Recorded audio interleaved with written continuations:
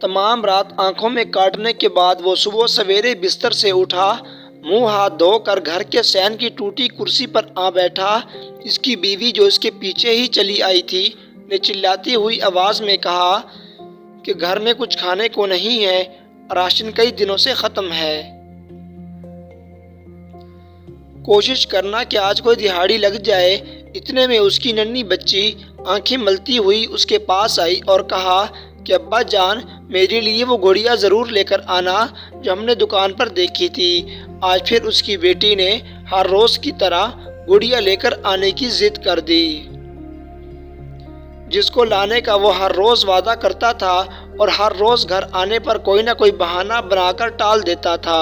معصوم بچی کو کیا معلوم تھا کہ بازار سے گڑیا روپے کی آتی ہے اور باپ کے پاس اتنی رقم بھی نہیں ہے کہ گھر کا چولہا جل سکے۔ اس نے گھر کی سیلن زدہ شکستہ دیواروں کی طرف دیکھا اور تھوڑی دیر اسی طرح بیٹھا رہا۔ ناشتے کی کوئی امید نہیں تھی، اس لیے وہ اٹھا، اپنی روزی رساں اوزار، رنگ و برش، بمہ خالی ڈبے اٹھائے اور علاقے کے مشہور چوک پہ جا پہنچا، جہاں اور بہت سے مزدور اپنے اپنے کام کے اوزار لیے بیٹھے تھے، کسی صاحب حال کا انتظار کر رہے تھے۔ جب بھی کوئی گاڑی ان کے پاس آ کر رکتی تو درجنوں مزدور بھاگتے ہوئے گاڑی کے گرد جمع ہو جاتے۔ گاڑی والا متعلقہ مزدور سے مزدوری طے کرنے کے بعد اپنے ساتھ لے جاتا۔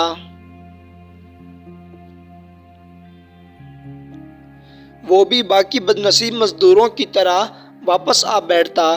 کافی دیر یہی سلسلہ چلتا رہا مگر اس کی قسمت نہ جاگی۔ اس کو رہ رہ کر اپنی بچی کا خیال آ رہا تھا، جس کو وہ ہر روز گڑیا لانے کا جھوٹا دلاسا دے آتا۔ دن چڑھ آیا تھا، سب مزدور مزدوری نہ ملنے پر منہ لٹکائے واپس کی راہ لے رہے تھے۔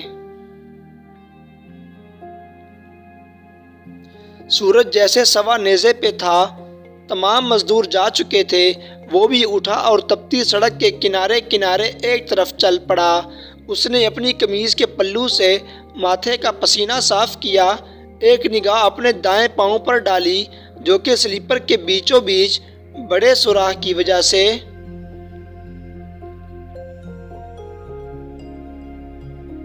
اور پگھلی ہوئی تار کول کے باعث بری طرح جھلس گیا تھا۔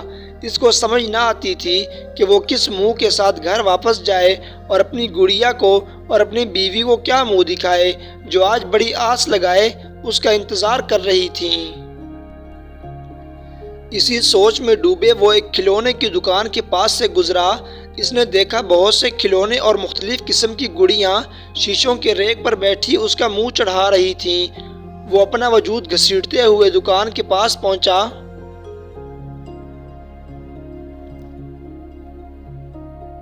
جھجکتے ہوئے اپنی بیمار بیٹی کے لیے دکاندار سے ایک چھوٹی سی گڑیا ادھار مانگی۔ دکاندار نے اس کو حقارت کی نگاہ سے دیکھا اور کہا کہ دفع ہو جاؤ، پہلے گاہک کو ادھار دے کر میں اپنی بونی خراب نہیں کر سکتا۔ دکاندار کا برجستہ جواب سن کر اس کا کلیجہ محسوس اٹھا اور چہرے کا رنگ مٹ میلا ہو گیا۔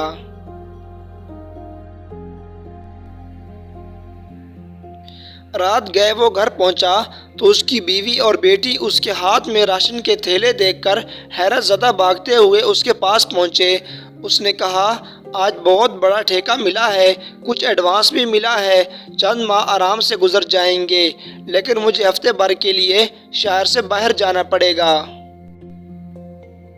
باپ کے ہاتھوں میں بڑی سی گڑیا دیکھ کر بچی جھوم اٹھی اور باپ کے سینے سے لگ کر بولی، آپ دنیا کے سب سے اچھے بابا جی ہیں۔ اس کی آنکھوں سے آنسو جاری تھے جو اس کی بڑی ہوئی داڑھی کو بھگو کر اس کے دامن پر گر رہے تھے۔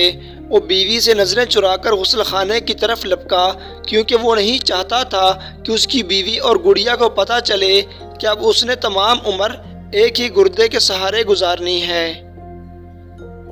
وما علینا الا البلاغ المبین۔